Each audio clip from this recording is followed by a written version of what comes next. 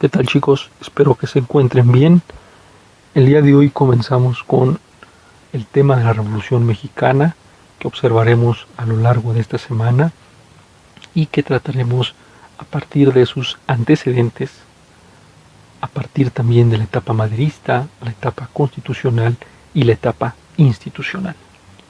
En primer lugar, ¿qué fue la Revolución Mexicana? Pues fue un antes y después en cuanto a la política de México.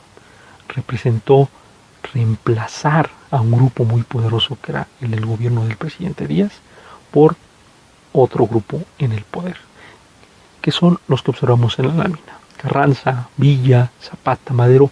Hubo, como lo observaremos más adelante, personas tan importantes como ellos, pero que no se suelen recordar en la historiografía mexicana. Ahora, ¿por qué coloco 1910-1929 y no 17 como comúnmente se hace?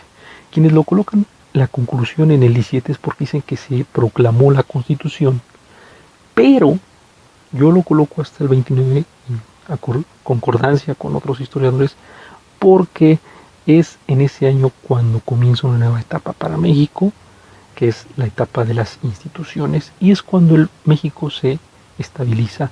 Entre el 17 y el 29 todavía había demasiados conflictos, por lo cual podemos decir que aún no acababa la revolución. Y entramos en el terreno de los antecedentes o causas. Es necesario comprenderlas para saber por qué se levantaron estos grupos en contra de ellas.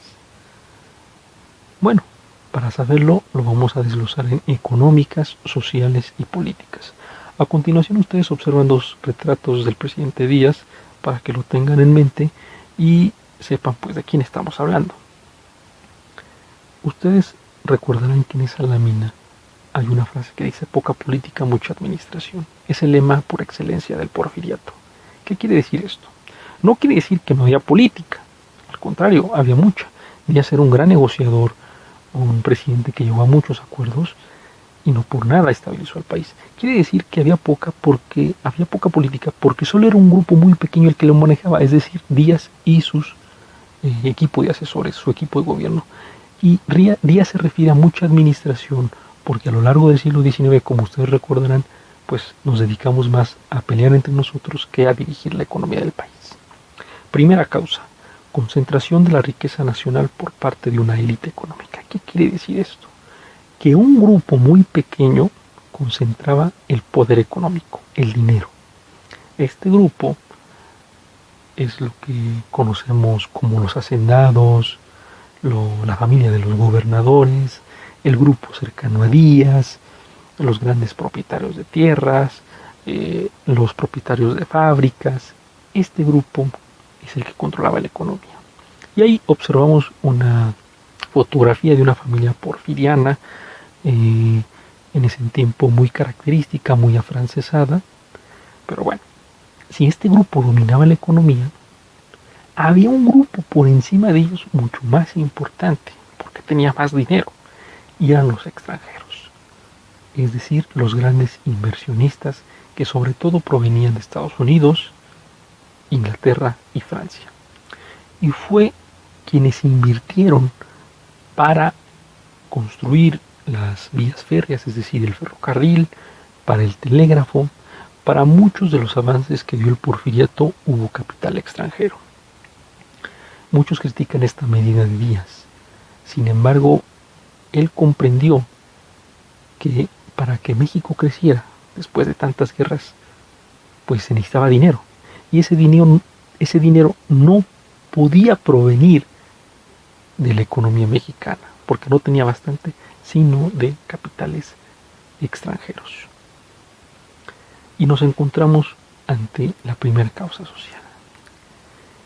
Cuando se invirtió en México, se empezaron a desarrollar grandes construcciones, se necesitó de mano de obra, se necesitó de industrializar el país, lo que nunca había pasado. Pues bueno, como ustedes sabrán, la industrialización de un país tiene por consecuencia el crecimiento de ciudades, la conglomeración de obreros, y por lo tanto eso trae que pues muchos de ellos no haya derechos laborales para ellos.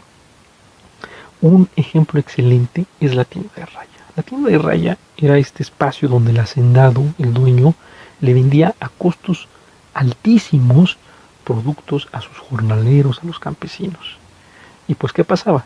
Que ese hacendado se hacía más rico y los jornaleros cada vez más pobres.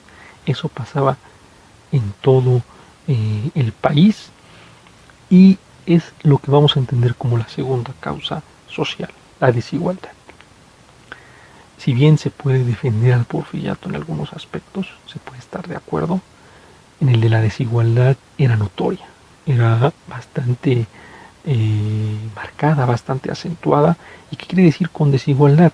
Pues que mientras había muy pocos ricos que se hacían cada vez más ricos, había muchos pobres que se hacían cada vez más pobres. Si ustedes recordarán la lámina de la familia porfiriana, aquí estamos hablando de un retrato, una fotografía sobre una familia típica de un pueblo de México. Notan, mientras unos estaban vestidos a la moda en aquel entonces, esta familia pues un poco más sencilla en su vestir, ¿no? Esa era la desigualdad imperante en el porfiriato y una de las causas por las cuales muchos se levantaron, no solo caudillos, sino el mismo pueblo. Ahora, toca pasar a la causa política. La causa política, pues la más importante, fue que muchos grupos consideraban que Díaz había durado bastante en el poder. Ahí obtienen la fecha, desde el 76 al 11. Si bien es cierto que aquí hubo una interrupción, porque Díaz no fue siempre presidente en este lapso, pero el hombre que estuvo en el poder entre las dos presidencias de Díaz, pues era parte del grupo de Porfirio Díaz. Se le conoce porfiriato no porque Díaz haya sido presidente siempre, sino porque era la persona que prácticamente movía los hilos de la política mexicana. Ahí observamos, por ejemplo, al grupo de los científicos, entre ellos destacan Limantur y Justo Sierra de Pie, dos importantes funcionarios del porfiriato. Uno llevaba la política económica, otro la educativa, y era un grupo también bastante cerrado, al que pocos tenían acceso. Esa era la política en México, estaba dominada por un grupo muy pequeño y muy cerrado.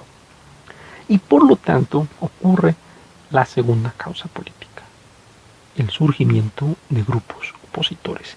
Si bien durante el porfiriato se observaron las huelgas, algunas rebeliones en el norte del país, este surgimiento de grupos opositores obedece a la formación de clubs, de incluso partidos políticos mucho ya más organizados, con una ideología que pretendían derrocar al presidente Díaz u ocasionar un cambio.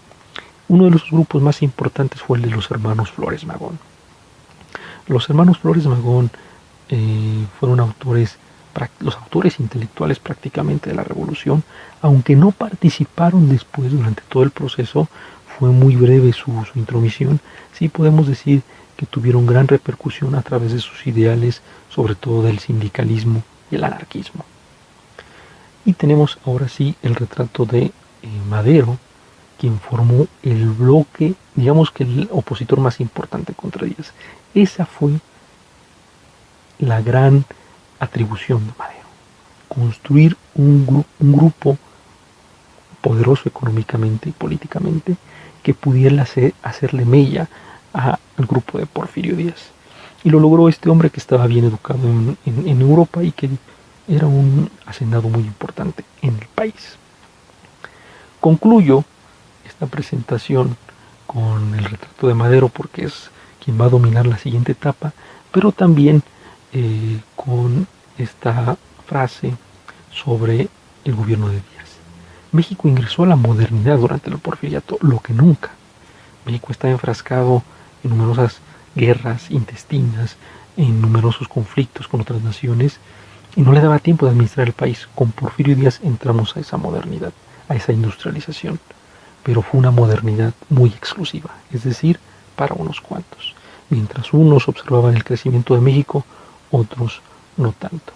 Y eso es prácticamente con lo que concluyo. Observamos una fotografía del presidente Díaz con la Piedra del Sol mexica y la coloco porque si bien México con Díaz fue la primera vez que se colocó en el plano internacional de manera pertinente. Y con esto concluimos. Los espero mañana.